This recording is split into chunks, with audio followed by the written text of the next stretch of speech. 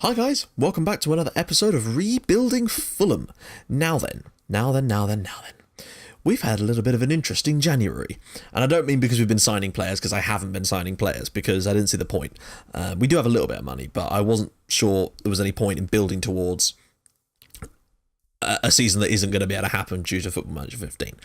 But we did have the FA Cup, and things are going quite well for us this month. I've been pretty damn pleased with our performances this month. We had one shocker though, and we really did need to get back on track after some horrific, our December was piss poor. We lost a lot of games that we should have been winning, and we also surrendered a 2-goal lead for the first time against Nottingham Forest. Now, I'm not even entirely sure what game to put as our highlighted game.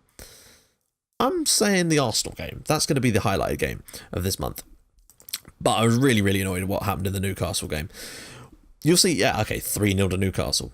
Big deal, right?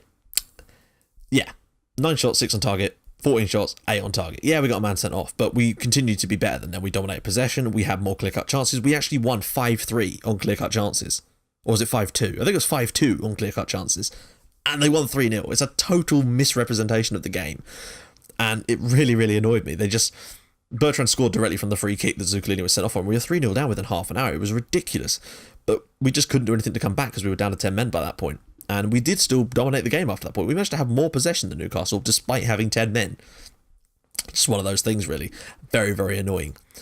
Then we had... why am I talking about the Newcastle game? We've got to talk about Middlesbrough. I put out a reasonably strong side against Middlesbrough because I was kind of determined to get through to the next round because we do have to fulfil our objectives. And Effie Ambrose and Jesper's got a penalty were enough. It wasn't exactly emphatic, although the stats would suggest that we definitely were a lot better than them. But in the end, the scoreline perhaps doesn't really reflect that. We were able to win the game, though, and that's the key thing here, is to get through to the 4th round of the FA Cup. Unfortunately, well, you can see... well, I say, actually, what we're talking about, unfortunately, we got Bristol City in the FA Cup, and that was fantastic.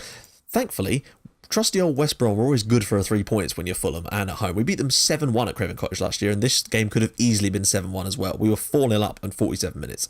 McDonald Moriga actually scored 2 goals, and that was his first appearance for God knows how long. He's missed so much of this season through injury, unfortunately, and it's really left us with a hole in that midfield area. Emil Larsson managed to get himself a goal too. We had to change things around a little bit here. And Paco Alcácer stepping up with another fantastic goal for us. So that's 4-0, and we probably could have gone on and got more goals, but we just didn't really. I think I brought on Julesgaard just, I think, because Barloco, or was it Trash? I can't remember who I had playing it right back in that game. Yeah, it was Trash. Was just looking a bit out of his depth, and I thought we might concede. So I'd bring on Julesgaard. Drago got himself a game too, and Mitroglou, of course, came on. So it wasn't a bad day. It was a good day at the office, really, and it got us back on track. And then we followed that up brilliantly here. I put out a massively changed team. And similarly to what we did in the Cup against Hull, either last season or earlier this season, I put out a massively changed team, and I mean seriously changed. Look, Rurnell, Donnelly, Strand, Morbietta, who's not played for ages, Barloco, Mariga, Trash, who was in midfield in this game, Berisha, Trindade, De Vilhena, Roberts, and obviously Mitroglou, who did actually play. Roberts managed to start the scoring off for us. Mitroglou nailed himself a hat-trick in this game. Dexter Blackstock did get one back, I think, when it was 3-0 to us. He got one back and made it 3-1, but we just kicked on from there. We were 5-1 up at half-time as Veton Berisha... 4-1 up at half-time. Veton Berisha managed to get one for us, and Paco Alcácer just popped up with another cheeky goal. He's just getting goals consistently for us, and it's been great. We absolutely hammered them at Ashton Gate here, and I don't really know how, because they're a championship club in this now, so...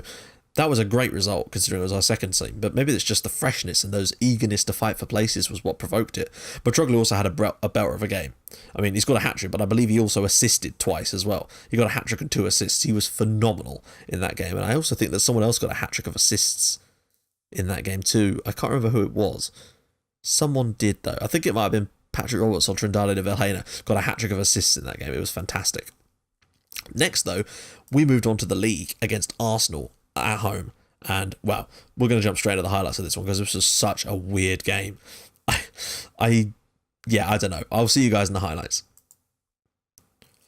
Right, here we are in the highlights, and you might notice that we've got the ball. Well, that's because we actually managed to concede a goal from our own throw-in, and that's unlike us because we're normally very good from this. But Fisher gets the ball, and he's just fantastic. Arsenal do seem to play very, very well on the counter-attack in this game. Fisher's ball in, eventually.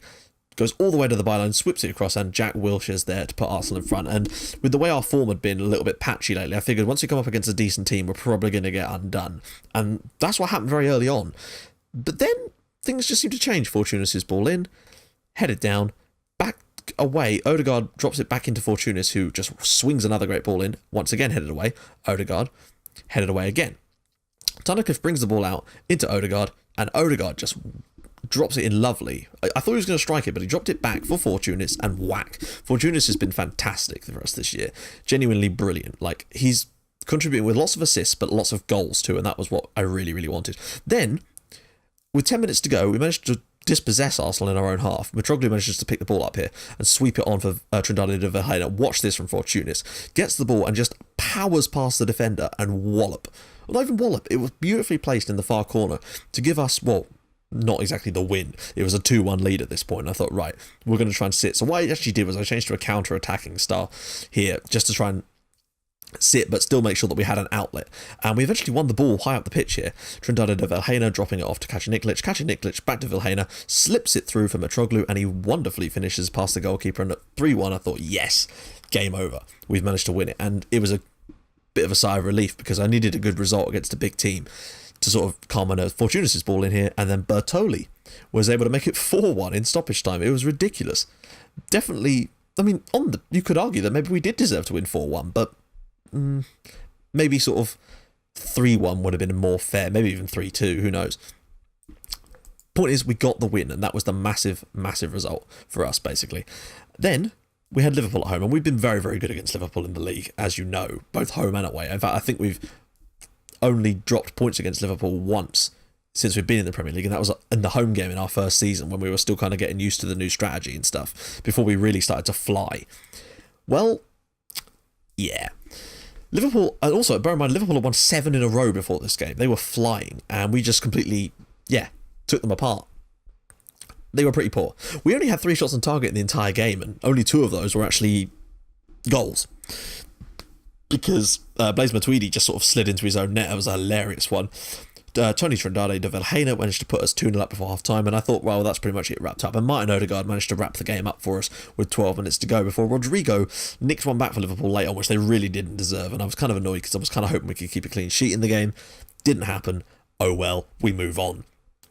And that is the month that we've had. Relatively decent. Apart from that poor performance in the league against Newcastle, everything else has been relatively good.